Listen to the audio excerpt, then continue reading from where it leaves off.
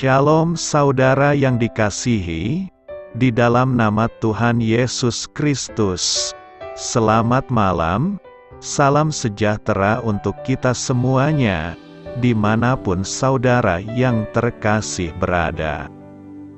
Kiranya damai dan sukacita dari Roh Kudus melimpah di hati dan kehidupan saudara yang terkasih semuanya.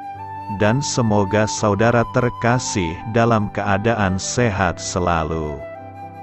Sebelum kita mendengarkan renungan firman Tuhan pada malam hari ini, marilah sama-sama kita berdoa. Bapa kami di dalam kerajaan sorga, Bapa yang baik, ajaib, dan penuh kasih karunia. Bapa yang kami muliakan, di dalam nama Tuhan Yesus Kristus, kami mengucap syukur Bapa, oleh karena pertolongan dan penyertaan-Mu di sepanjang hari ini. Kami boleh dimampukan Bapa untuk melewati hari ini, untuk melakukan apa yang menjadi tugas dan tanggung jawab kami, melakukan segala aktivitas kami, dengan pertolongan-Mu Bapa. Terima kasih ya Bapa. Pada saat ini kami kembali akan merenungkan kebaikan firman-Mu. Berbicaralah kepada kami Bapa, urapi kami, jamah hati kami, supaya kami mengerti akan kebaikan firman-Mu. Terima kasih Bapa. Dalam nama Tuhan Yesus Kristus, kami berdoa. Amin. Saudara yang terkasih, ayat emas renungan kita hari ini terambil dari Amsal 3 ayat yang ke-32. Amsal 3 ayat 32. Karena orang yang sesat adalah kekejian bagi Tuhan, tetapi dengan orang jujur ia bergaul erat.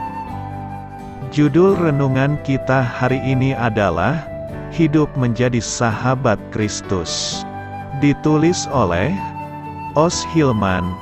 Sahabat suara kasih, sudah jadi sifat manusia untuk selalu terlibat dalam sebuah rahasia, yang artinya kita bersedia mendengar, mengalami dan mengetahui sebuah rahasia yang tidak diketahui oleh publik. Tuhan Yesus sendiri punya lingkaran pertemanan yang terdiri dari Petrus, Yakobus dan Yohanes. Yohanes punya hubungan yang istimewa dengan Tuhan Yesus. Dia disebut sebagai sahabat terbaik Tuhan Yesus. Dia adalah murid pertama yang mengenali Tuhan Yesus saat dia berjalan di tepi pantai setelah penyalibannya. Yohanes 21 ayat 7 mengatakan, maka murid yang dikasihi Yesus itu berkata kepada Petrus, "Itu Tuhan." Ketika Petrus mendengar bahwa itu adalah Tuhan, maka ia mengenakan pakaiannya, sebab ia tidak berpakaian, lalu terjun ke dalam danau. Alkitab menuliskan, kalau hubungannya dengan Tuhan Yesus sangat dekat, di perjamuan terakhir, dia bahkan mengambil posisi yang begitu dekat dengan Tuhan Yesus. Sembari mengajukan pertanyaan tentang siapa pengkhianat di antara murid-murid, Yohanes 13 ayat 25 berkata, murid yang duduk dekat Yesus itu berpaling dan berkata kepadanya, "Tuhan, siapakah itu?" Hampir 40 tahun setelah peristiwa itu, Yohanes menulis Injil terakhir pada tahun 90 Masehi. Dia dipilih Tuhan untuk menerima penglihatan dan mencatatnya di dalam kitab Wahyu. Di hari-hari terakhir Tuhan Yesus akan meninggalkan bumi. Petrus, Yakobus dan Yohaneslah yang diberikan hak istimewa untuk menyaksikan Tuhan Yesus mengalami perjumpaan dengan Nabi Musa dan Elia.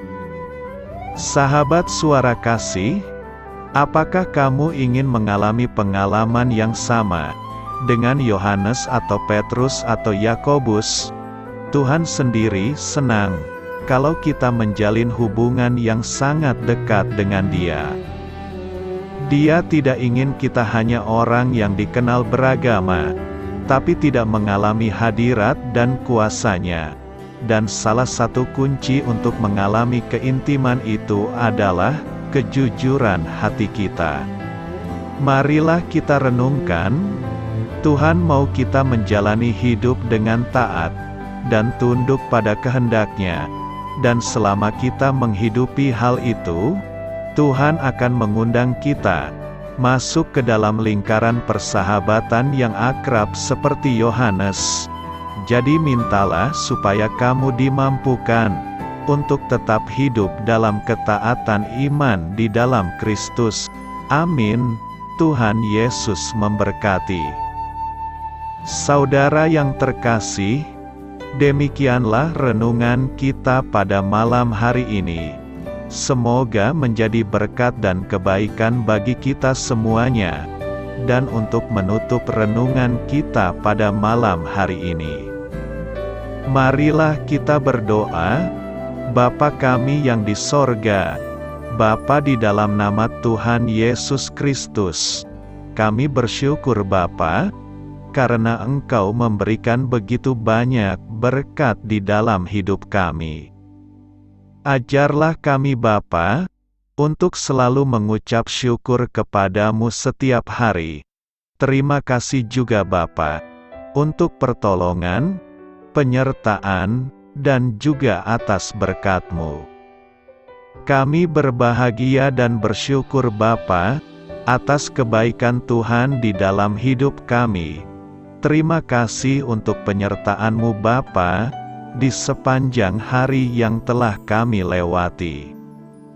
Hingga pada malam hari ini, kami boleh bersyukur lagi di hadapan-Mu Bapa, melalui doa dan renungan malam hari ini. Terima kasih untuk firman-Mu pada hari ini Tuhan. Kami mau belajar dan terus belajar tentang firman-Mu. Firman-Mu yang menguatkan dan meneguhkan iman percaya kami. Firman-Mu yang mengubahkan kehidupan kami. Kami mau melakukan firman-Mu Bapa, di sepanjang kehidupan kami, agar kami menjadi kuat, berjalan bersama dengan Engkau. Terima kasih Bapa, untuk nafas kehidupan yang masih Engkau berikan. Kami mau pakai kehidupan kami, untuk hormat dan kemuliaan nama-Mu. Kiranya Engkau selalu memberkati hidup kami, keluarga kami, sanak saudara kami, daerah tempat tinggal kami, bangsa dan negara kami, pemerintah-pemerintah kami. Biarlah semuanya dalam perlindungan-Mu Bapa, dan jadilah sesuai kehendak-Mu yang terbaik di dalam hidup kami. Bapa, hamba berdoa untuk saudara-saudara kami yang sudah mendengarkan renungan pada malam hari ini. Biarlah yang saat ini sedang mengalami sakit penyakit, pergumulan masalah, kebutuhan ekonomi, kiranya Engkau jamah, sembuhkan dan pulihkan kehidupan mereka. Berkati perekonomian mereka, serta berikan jalan keluar di setiap masalah kehidupan yang sedang mereka hadapi. Ajarlah kami juga Bapa, untuk selalu berharap dan percaya kepada Tuhan Yesus. Pada malam hari ini Bapa, kami akan beristirahat dalam tidur kami. Kiranya Engkau sertai dan lindungi kami di sepanjang malam ini, sehingga kami boleh bangun besok pagi dengan tubuh yang sehat, kuat, serta diberkati Tuhan. Terima kasih Bapa. Inilah yang menjadi doa dan permohonan kami. Dalam nama Tuhan Yesus, kami berdoa. Amin.